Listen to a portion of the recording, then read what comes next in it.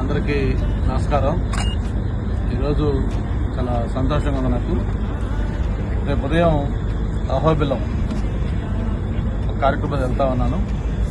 వెళ్తున్న సందర్భంలో నాకు బాగా ఆప్తులు, మనందరికీ కూడా బాగా కావాల్సిన వ్యక్తి సోదరులు బండ్ల గణేష్ గారు ఈ సంకల్ప యాత్ర స్టార్ట్ చేయటం, అది ఈ రూట్ ద్వారానే ఆయన యాత్ర సాగటం నాకు చాలా సంతోషం కలిగి, తప్పకుండా కలవాలి సోదరుడికి మన బెస్ట్ విషెస్ తెలియజేయాలి.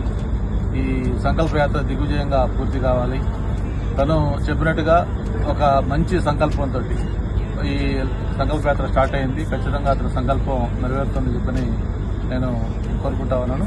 తను చెప్పినట్టుగా ఇది ఒక రాజకీయ యాత్ర కాదు, కేవలం తను ఏదైతే నమ్ముకున్నారో ఆ నమ్ముకున్న వ్యక్తి కష్టంలో ఉన్నప్పుడు తనను క్షేమంగా బయటకు వచ్చిన తర్వాత ఇక్కడి నుంచి తిరుపతి వెంకటేశ్వర స్వామి దగ్గరికి చేరుకుని పాదయాత్ర ద్వారా ఆ మొక్కు చెల్లించుకుంటారని చెప్పిన మాట ప్రకారం ఆ యాత్ర మొదలుపెట్టి ఈరోజు 5వ రోజు దాదాపు 125 కిలోమీటర్లు కంప్లీట్ చేసుకున్నారు.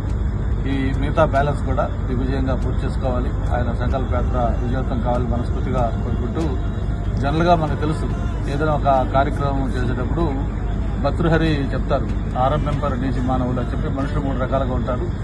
ఏదైతే ఒక కార్యక్రమాన్ని స్టార్ట్ చేసి దాన్ని కొనసాగించి చివరిదాకా విజయం సాధిస్తారో వాళ్ళు ఉత్తములు అని చెప్పని, అటువంటి ఉత్తముల కేటగిరీ ఖచ్చితంగా గణేష్ వస్తాడని నా నమ్మకం.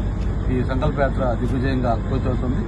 ఈ ఏదైతే లక్ష్యంతో ఆయన ఈ సంకల్ప యాత్ర చేస్తున్నారో ఆ తిరుపతి ఆశీస్సులు, వెంకటేశ్వర ఆశీస్సులు చంద్రబాబు నాయుడు గారి పైన, ఆ కుటుంబం పైన, ఈ రాష్ట్రం పైన ఉండాలని చెప్పి కూడా మరొకసారి కోరుకుంటూ ఆల్ ద బెస్ట్.